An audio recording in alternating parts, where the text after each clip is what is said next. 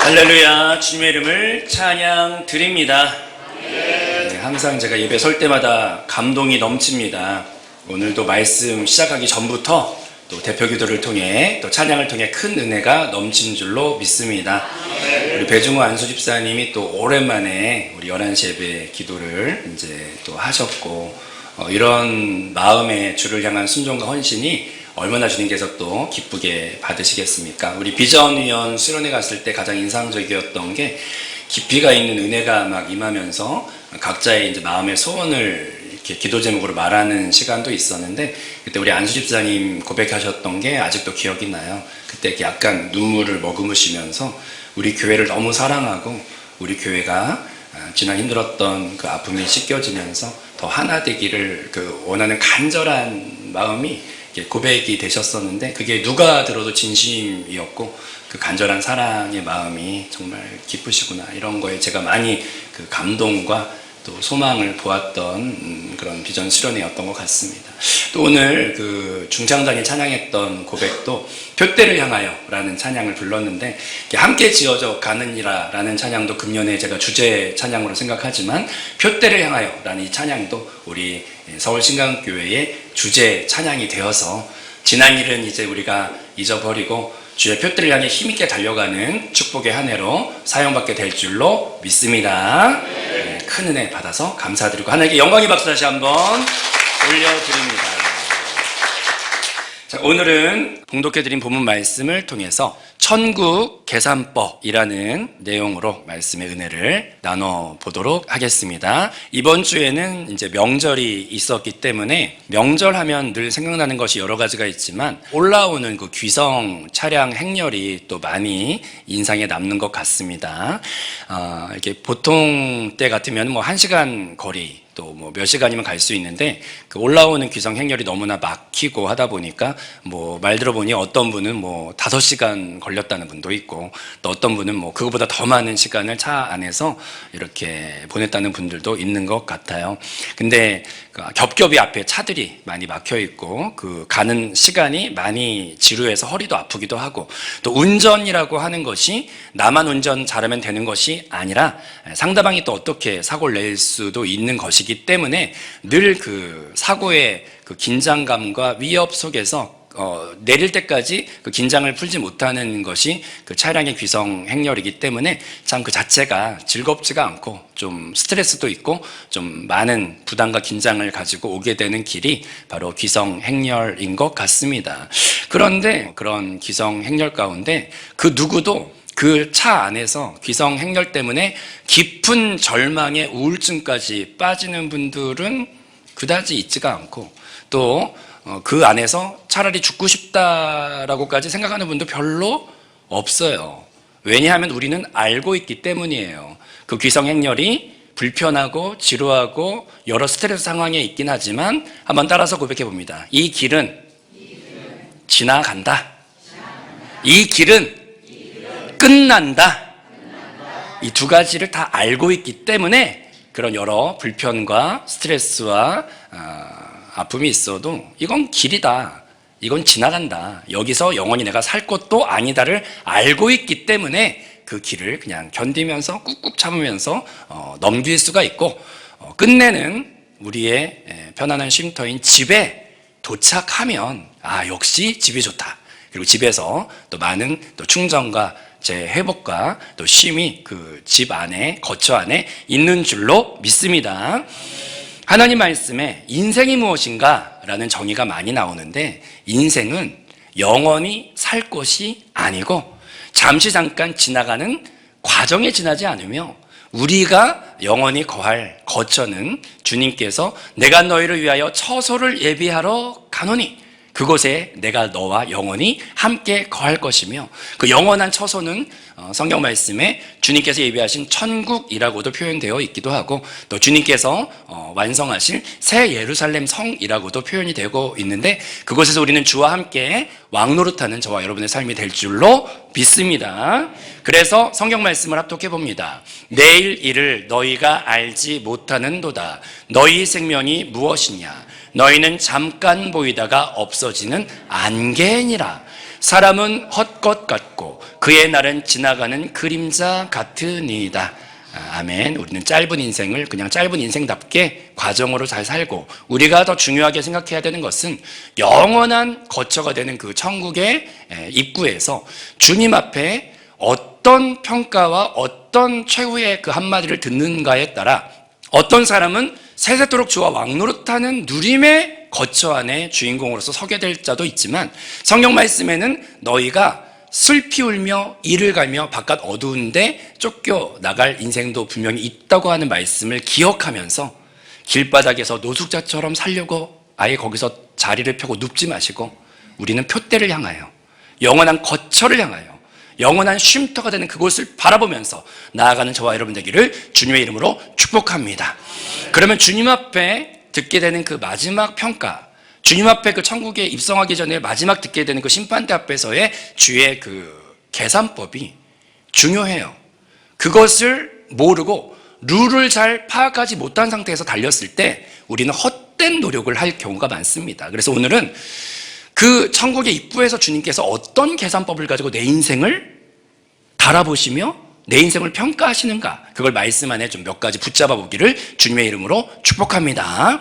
첫 번째 계산법은, 하나님께서는 절대 평가를 하신다는 것을 말씀 안에서 우리가 먼저 깨달아야 할 줄로 믿습니다. 우리 하나님 말씀 한번 합독해 보겠습니다. 한 가난한 과부는 와서 두 렙돈 곧 한 고드란트를 넣는지라. 예수께서 제자들을 불러다가 이르시되 내가 진실로 너희에게 이르노니 이 가난한 과부는 헌금함에 넣는 모든 사람보다 많이 넣었도다. 그들은 다 그 풍족한 중에서 넣었거니와 이 과부는 그 가난한 중에서 자기의 모든 소유 곧 생활비 전부를 넣었느니라 하시니라. 아멘. 여기 두 렙돈의 과부가 나오는데, 두 렙돈 하면 우리가 좀 현장감이 없어요. 그래서 이걸 현대 화폐 가치로 한번 환산을 해보면 성경 말씀에 한 데나리온이 노동자의 하루 품삯입니다. 그런데 그것이 128렙돈이라 이렇게 되어 있거든요. 그럼 이거를 좀 환산을 해보면, 제가 주보의 요약글에는 그냥 평균 하루 일당, 보통 남자분들이 임금이 좀 더 높아요, 저 시대에도. 그래서 남자분들이 보통 노동이나 이런 걸 하다 보면은 그냥 대충 어림잡았을 때 한 12, 3만 원 정도의 뭐 그런 이제 노역의 대가를 이제 받는 것 같더라고요. 근데 남자 기준으로 한 12, 3만 원을 하루 일당으로 따졌을 때 그거를 계산을 해보면 한 대략 2,000원 정도가 계산해보면은 두 렙돈의 가치구나. 근데 그건 남자 기준이고요. 여자분들이 보통 저 시대에 일을 했을 때는 더 이렇게 임금이 낮았죠. 근데 그걸 요즘에 해보면, 요즘에 최저 시급이 1시간에 한 만 몇백 원 정도가 요즘에 최저 시급이에요. 그러면 하루 8시간 일을 한다 치면은 한 8만 원 정도의 그런 하루 임금을 생각해서 나누기를 해보면, 그러면 두 렙돈이 얼마냐면은 1,300원이에요. 1,300원 정도. 그것이 주님 앞에 드려졌는데, 하나님께서는 만약에 상대평가를 하시는 분이면 어떻게 평가가 되어야 되냐? 상대평가라면 되게 작은 것으로 주께서 보실 텐데, 하나님은 상대평가하지 않아요. 여러분, 하나님은 상대평가하지 않아요. 천국에 올리는 상대평가 아니에요. 이것은 세상의 가치관이에요. 누가 더 많이 했다고 하나님은 그 양을 보시는 게 아니라, 고백해 봅니다. 하나님께서는 중심을 감찰하시느니라. 그러면서 이것이 비용으로는 1,300원이어도 그 과부에게는 전 재산이다. 그 가치를 보시는 꼭 그걸 중요하게 여기시는 분이 우리의 하나님이세요. 제가 이것을 우리에게 적용을 해보면, 여러분, 세상의 가치관에 그러니까 눈치 보지도 마세요. 세상 가치관으로 여러분 판단하지도 마세요. 하나님은 그런 식으로 판단하지 않으시거든요. 주님은 양을 보시는 게 아니라 그가 가진 것 중에 얼마나 그게 중심에 뜨거운 사랑인지의 가치를 무게저울로 달아보시는 분이에요. 제가 이 말씀을 준비하다가 생각난 장면이 있는데, 우리 서울신강교회가 지난 몇 년 동안에 좀 어려움의 시기를 겪었습니다. 그래서 제가 이것이 이렇게 은혜의 순풍이 우리를 도와줄 때가 있어요. 막 내가 믿음의 길을 걸어가려고 할 때 이렇게 내가 가려는 길에 막 순풍이 불어서 날 도와줘. 막 뒤에서 막 바람이 불어주면은 내 걸음이 바람이 날 도와주니까 쉽죠. 그럼 앞으로 쭉쭉 나갈 수가 있죠. 근데 때로는 장마철에 막 폭우가 쏟아지는 때 막 강물이 불어가지고 내가 걸어가려는 방향과 반대로 막 이렇게 급류가 떠내려올 때가 있죠. 그럴 땐 내가 나가려는 방향에 시험도 많고 막 여러 가지가 나에게 몸에 생채기, 막 상처들을 막 돌들이 막 발을 찢고 이럴 때도 있어요. 그러면 그럴 때, 환경이 어려울 때, 그럴 때는 앞으로 나가는 게 너무 힘들어요. 그럼 그럴 때는 그래서 나오는 명언이 있어요. 신앙으로 힘들 때, 신앙으로 광야에 있을 때 두 다리를 그 자리에 꾹 박고 버티고 서 있는 것만으로도 대단한 큰 일을 했다고 인정받을 때도 있는 거예요. 여러분, 하나님은 그 가치를 보시는 분인데 그렇게 봤을 때 저는 서울신강교회가 지난 어려웠던 몇 년 동안에 최고의 믿음을 드렸던 시간 아닐까요? 주님은 그 가치를 보시는 분이니까. 여기 남아 계신 분들이 정금보다 귀한 믿음의 고백으로 이 자리에 남아 계시는 거잖아요. 주님이 많은 할 수 있을 때 했던 것들보다도 어떻게 보면은 너무 힘들었을 때 두 다리를 꾹 이 자리에 박고 여러분들이 넘어지지 않고 서 있었던 것만으로도 주님은 그 가치를 감동받으시는 분이에요. 상대평가하지 않으시고 절대평가하시는 분이기 때문에. 그래서 여러분은 귀한 분들이에요.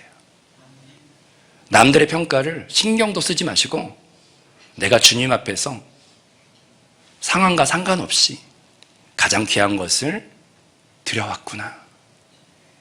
그것으로 담대하게 주님 앞에 나가는 저와 여러분 대할 줄로 믿습니다. 그런데 이것은 이제 사랑의 측면인 거고 하나님이 그 과부의 두 랩돈을 그걸 사랑으로 보셨거든요. 근데 이것에 원리가 있어요. 또 뒤에 보면은 말씀을 읽어보겠습니다. 5달란트 받았던 자가 주님께 어떤 평가를 받았는지 한번 합독해 봅니다. 그 주인이 이르되 잘하였도다. 착하고 충성된 종아, 내가 적은 일에 충성하였음에 내가 많은 것을 내게 맡기리니 내 주인의 즐거움에 참여할지어다. 이게 5달란트 받았던 자가 2배를 남겨서 10달란트가 되었어요. 그래서 주님께 받은 칭찬입니다.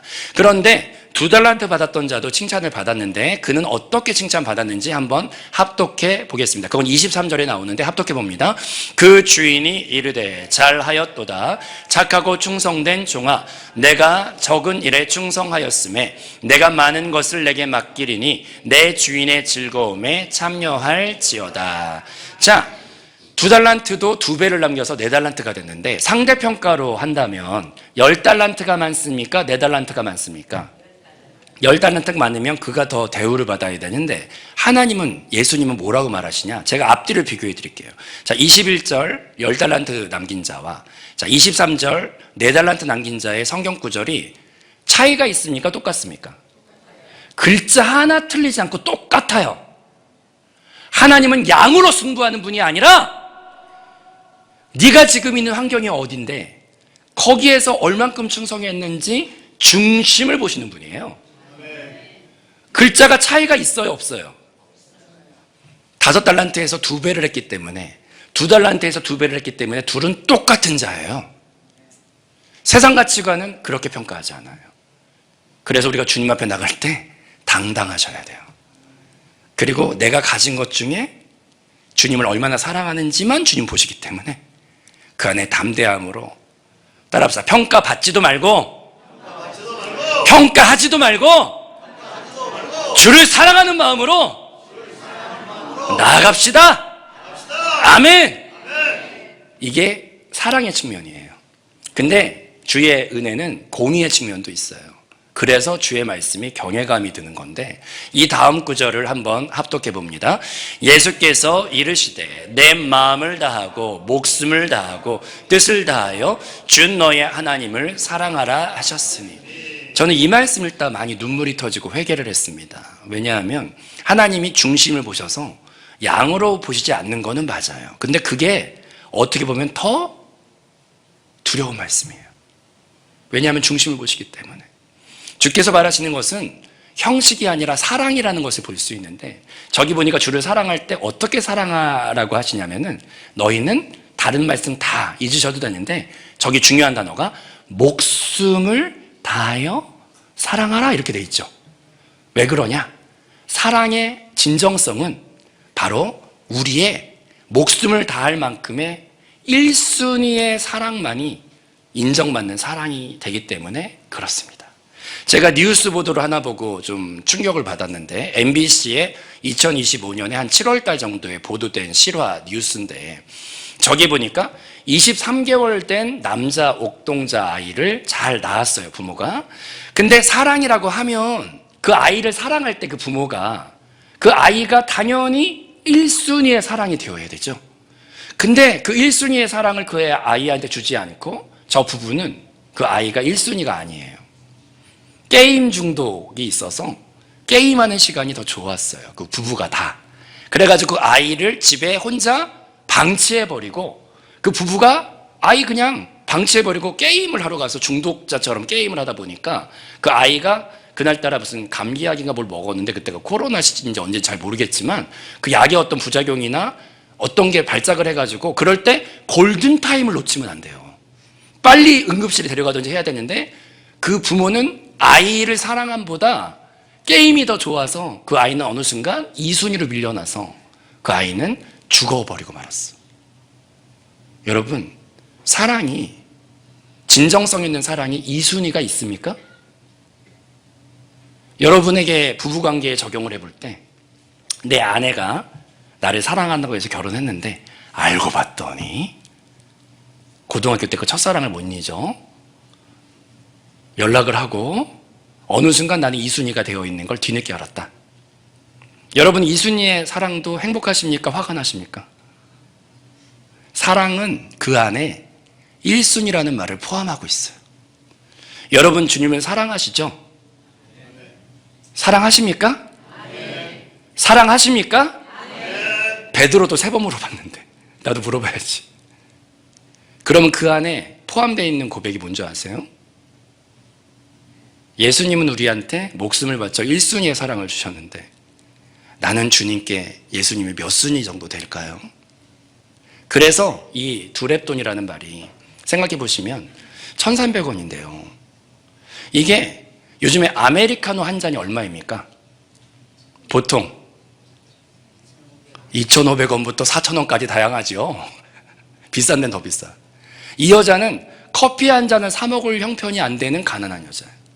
근데 이 여자한테는 그 1,300원이 제일 저렴한 빵 하나를 사가지고 그걸 3끼로 나눠 먹어야 되는 여자예요. 요즘에 아무리 어려워도 커피 한 잔들은 다 사 먹을걸요? 근데 이 여자한테는 이 1,300원이 전 재산인데, 빵 하나를 가지고 나뿐 아니라 자녀까지 먹이면서 나눠 먹고 살아야 되는 사람인데, 이 여자한테는 1,300원이 목숨값이에요. 근데 그걸 주님께 드린다? 겉모양의 양으로 평가하면 안 돼. 이분에게는 눈물의 사랑인 거고 목숨의 사랑인 거거든요. 이 말씀의 본질은 양이 아닌 거고, 나의 사랑이 주님께 몇 순이냐, 그것이에요. 이 말씀은 오해가 없어야 하는데, 그렇다고 우리가 뭐 지지리 공상 맞게 전부 가난하게 살아야 되냐, 그것도 아니에요.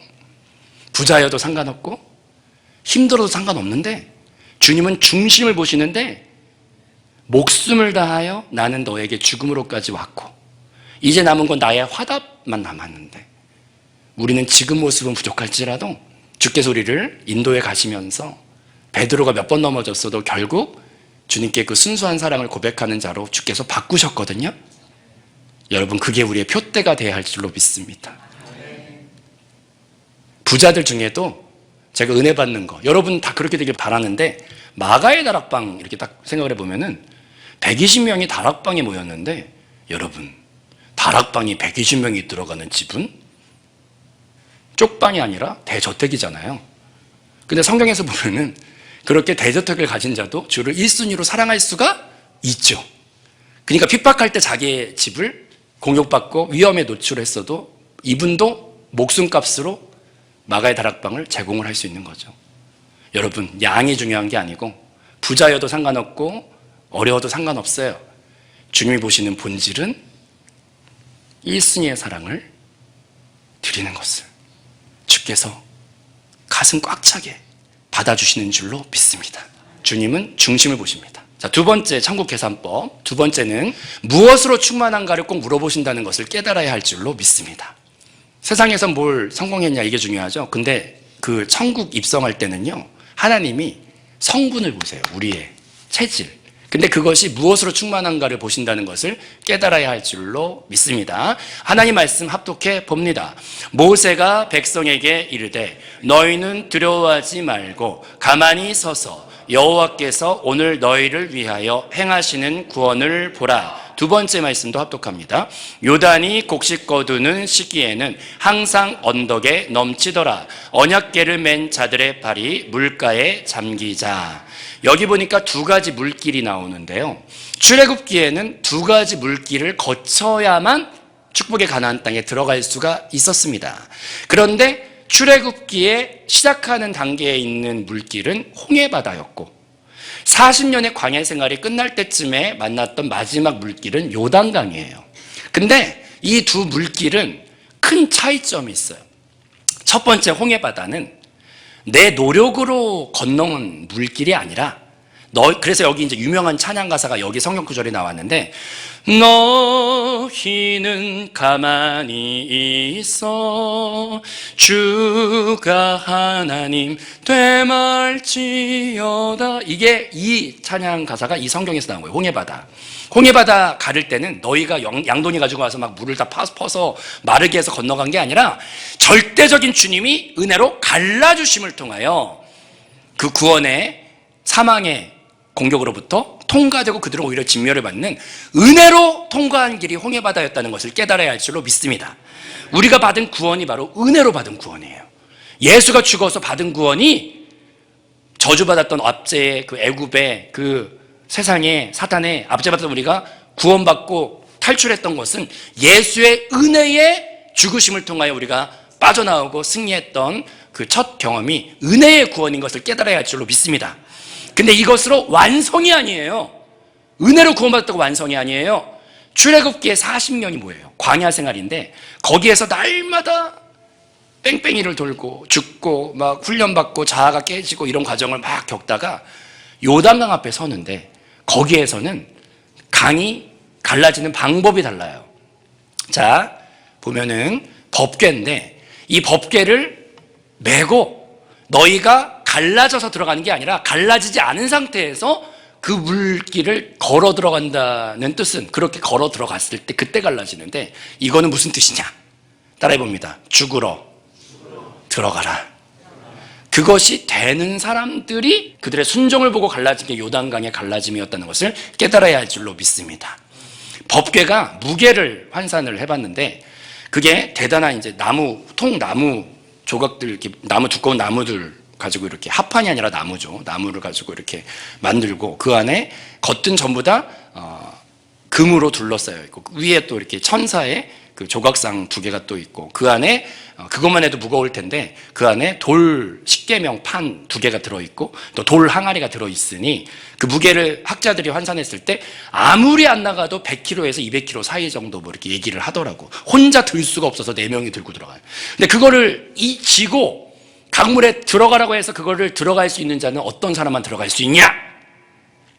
자기 자아가 처리를 받아서 자아가 깨질 대로 깨지고 자기 이성보다 자기의 감정보다 자기의 판단보다 주님이 더 신뢰될 만큼 자기 자아가 죽어진 자들만 그 말에 순종이 가능하다는 것을 깨달아야 할 줄로 믿습니다. 이게 필수예요. 왜냐? 그게 안 깨진 상태에서 가나안 땅 앞에 40년 전에 가네스 바네아 거기 갔을 때 자아가 시퍼렇게 살아있으니까 하는 말이 뭐예요? 우리는 저들을 이길 수가 없습니다. 우리는 메뚜기 같습니다. 자아가 시퍼렇게 살아있는 그 상태로 천국 들어가면 뭐예요? 여전히 내가 머리고 내가 기준이고 내가 판단하고 있으면 판단과 정죄와 불안과 시기와 질투 미움 그대로 다 가지고 그 상태 그대로 천국 들어가는데 거기는 위치 이동이 있지 천국이 안 돼요. 천국에 어떤 사람이 들어갑니까? 자아가 40년 동안 부서져 죽은 사람들. 그런 사람들이 가나안 땅을 들어갈 수가 있어요.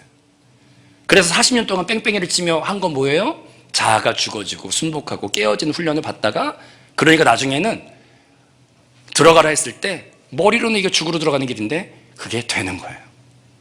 그런 자들이 자아가 머리의 위치를 반납하고 성령으로 인도받을 때 내 고집이 꺾이고 부모님 말에 순종하게 될 때 더 큰 사랑과 축복을 누리게 되듯이, 하나님은 우리가 주님 앞에 섰을 때 자아로 시퍼렇게 살아서 내 앞에 도착했는지, 아니면 내 안에 나는 죽고 내 안에 주님의 성령의 인도하심이 충만하게 머물러 적셔진 상태로 서 있는지, 그걸 중요하게 보신다는 것을 깨달아야 할 줄로 믿습니다. 근데 자기가 자아로 충만한지 예수로 충만한지 잘 스스로 몰라요. 근데 좋은 팁이 하나 있어요. 저도 이거 배운 건데, 자아로 충만한 사람들의 특징이 있습니다. 그런 사람들의 특징 알려드릴까요, 말까요? 순순히 알려드릴까, 좀 비싸게 알려드릴까? 저도 은혜를 받았으니 그냥 알려드리면, 저는 이 말 듣고 되게 회의를 많이 했고 제가 자아에서 벗어나는데 되게 도움 많이 됐는데, 자아로 충만한 사람과 성령으로 충만한 사람 차이가 있어요. 자아로 충만한 사람은 다른 사람 시험도 잘 들게 만들고 상처도 많이 주고 자기도 상처를 많이 받아요. 왜 아냐? 제가 그런 출신이거든요. 자아가 세면 자기 의견이 세거든요.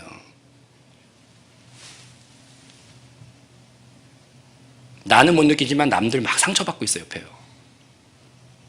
군대 가면 크레모아라는 폭탄이 있는데, 자아가 센 분들이 꼭 보면은 왜!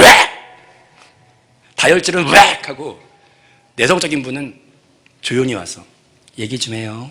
근데 그 말이 더 무서워, 사실은. 그래서 조목조목 A, B, C, D, E, F, G 하면은 막 숨통이 막 조여보면서 막 해.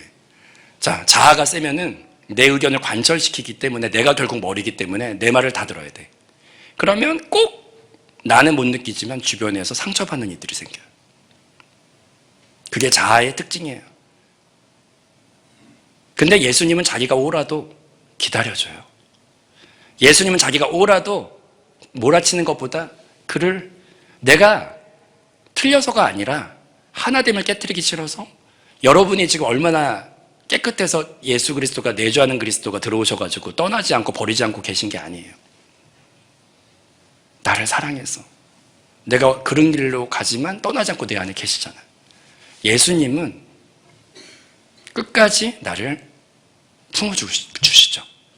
그리고 반대로 상처받는 사람은 또 자기 의가 세고 자기 판단이 세면 어떤 말이 습관으로 나오냐? 어떻게 그래? 어떻게 그래? 근데 이 말이 벌써 함정이에요.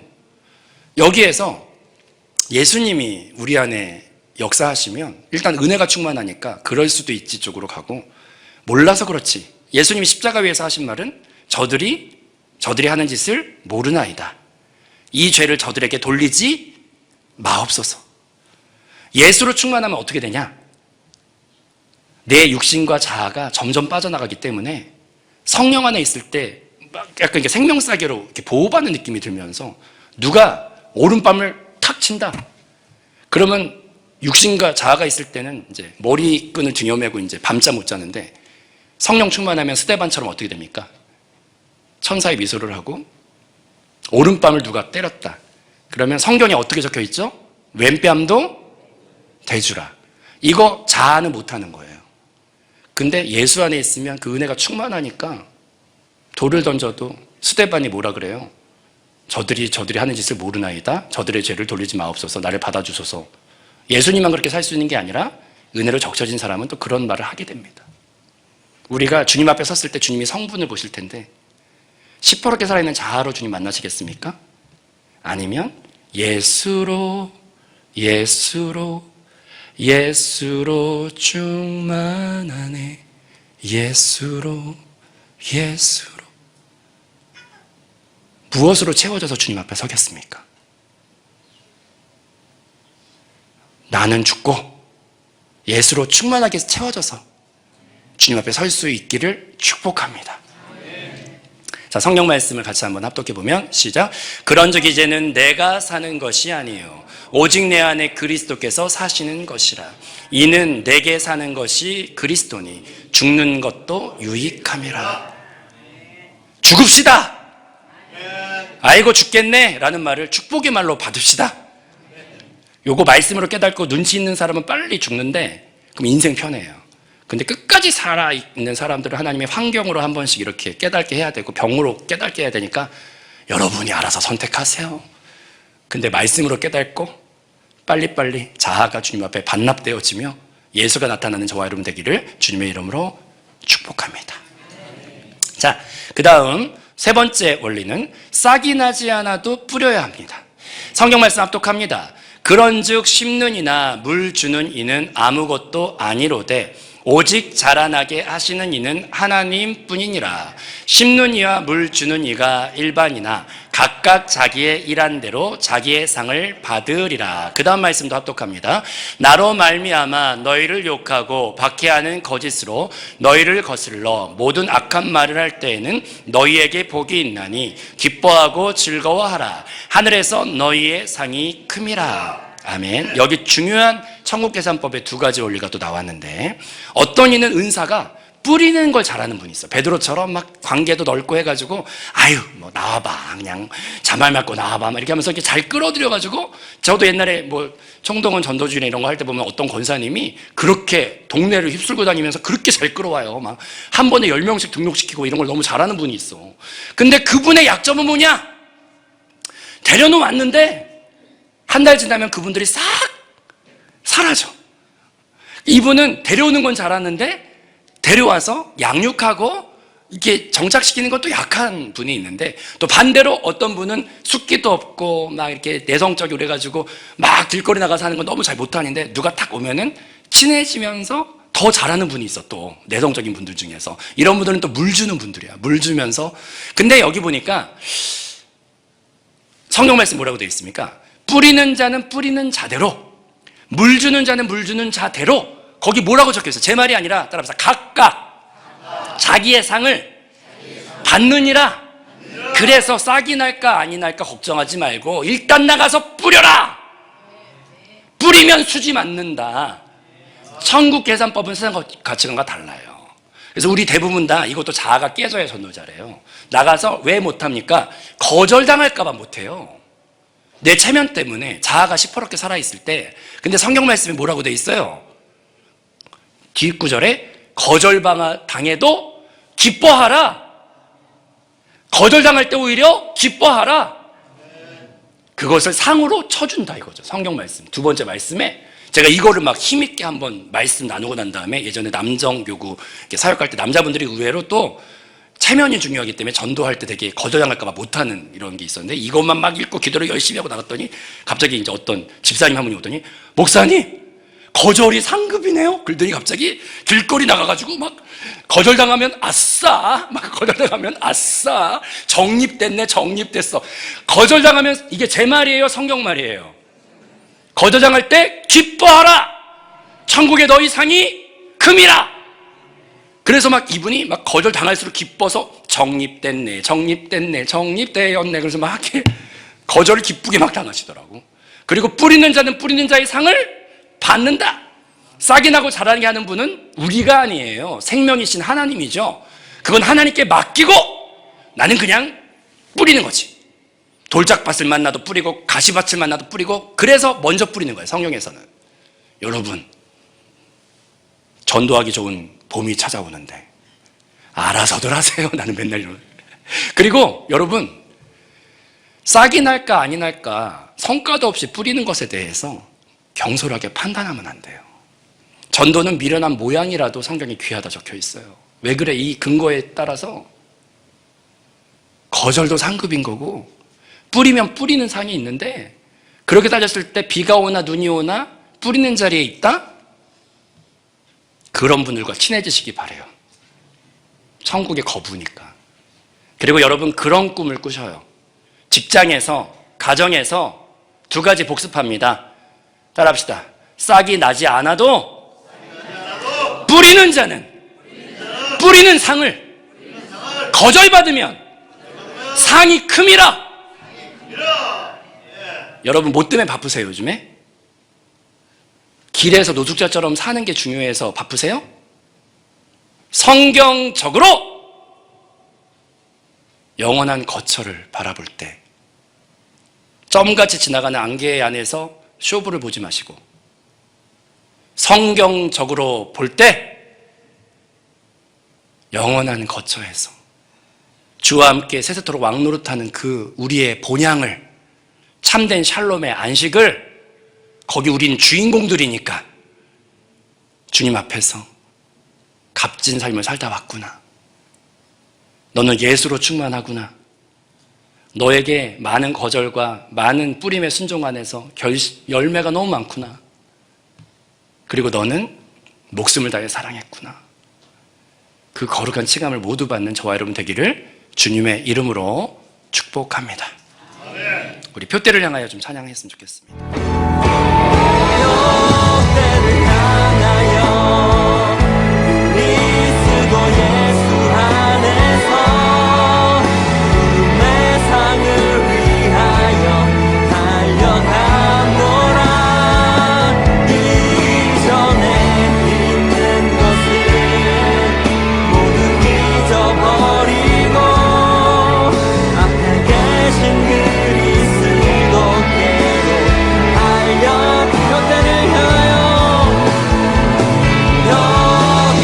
향하여 그리스도 예수 안에서 구름의 상을 위하여 달려가노라.